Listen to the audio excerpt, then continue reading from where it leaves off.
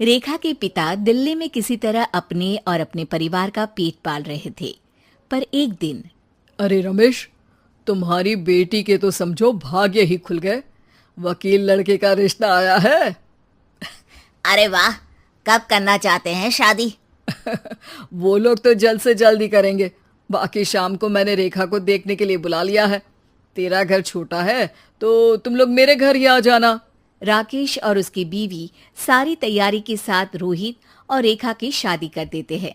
लेकिन अगले ही दिन, देखो रेखा, शादी भले ही हो गई है, लेकिन तुम ये मत सोचना कि मैं किसी जोरू के गुलाम टाइप रहूंगा। रेखा को रोहित की बात अजीब लगती है। मैं ये तो सोच भी नहीं सकती और ना ही चाहती हूँ, लेकिन शादी के अगले ही दिन इस तरह की बात की उम्मीद भी नहीं थी। रोहित रेखा के मुंह से ये बात सुनकर गुस्सा हो जाता है।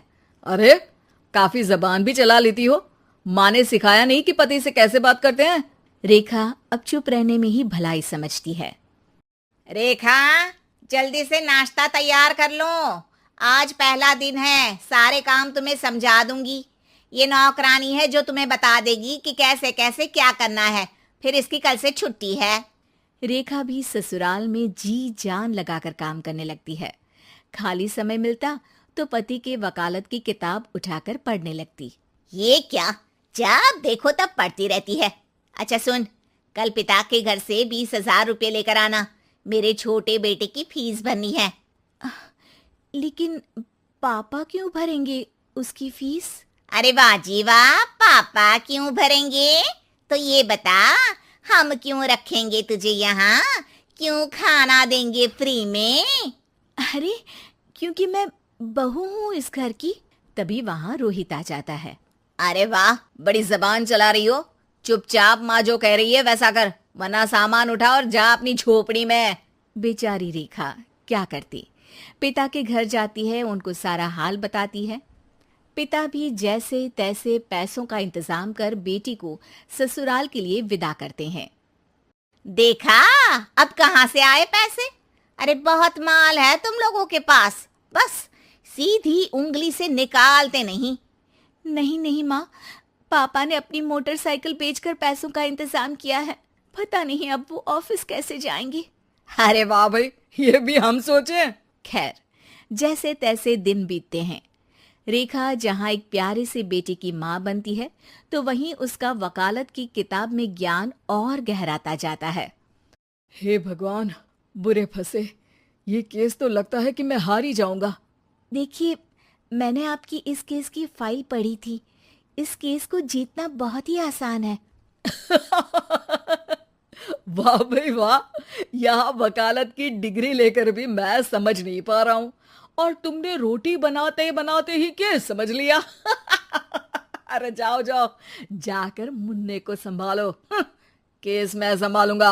ए लड़की सुन, जाकर अपने बाप के यहाँ से 3 लाख लेकर आ।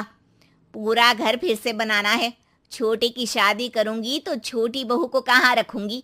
पूरा घर तो तूने घेर रखा है। ऐसा मत बोलिए माँ जी, पापा इतना पैसा कहाँ से लाएंगे? अब तो वो रिटायर भी हो गए हैं। हाँ, तभी तो बोल रही हूँ, रिटायरमेंट के पैसे तो मिले होंगे ना। लेकिन वो अगर आपको दे देंगे तो बुढ़ापा कैसे काटेंगे? रोहित रेखा की बात सुनकर गुस्सा हो जाता है। ए सुन, चल अपना सामान उठा, अपना बच्चा उठा और निकल यहाँ से। रेखा के लाख आग्रह के बाद भी रोहित और उसकी सास उसे घर में नहीं रखते। पापा, मैं तलाक चाहती हूँ। बेटा, मेरे पास वकील के पैसे नहीं है। पापा, आप मुझे वकालत करवा दीजिए, अपना केस मैं खुद लड़ूंगी। इस बार रेखा के पिता भी उसे ससुराल ना भेजकर रिटायरमेंट के पैसों से वकालत करवाते हैं। और फिर एक दिन कोर्ट के बाहर, रोहित, आज तुम अपना ही केस हार गए, वो भी उस लड़की से जिसकी तुमने कभी कदर ही नहीं की। रेखा, मुझे माफ कर दो। मैं इतनी बड़ी अमाउंट कहाँ से लाऊंगा? मैं हर महीने पैसे नहीं दे सकता तुमको। पैसे वहीं से लाना जहाँ से तुम मेरे पापा को लाने के लिए मजबूर करते थे। एक पिता अपनी बेटी की शादी उसकी खुशहाली के लिए करता है, ना कि सारी जिंदगी कर्जदार बनने के लिए। अरे, मेरे ही बेटे की किताब पढ़ पढ़ कर ज्ञान बांट रही हो। वकालत की किताब तो ससुराल में ही पड़ी थी ना। बिल्कुल, यहाँ मेरी गलती रही। जिस पैसे से मैंने इसकी शादी की थी, मुझे वो पैसे पहले इसकी पढ़ाई में लगाना चाहिए था। और आज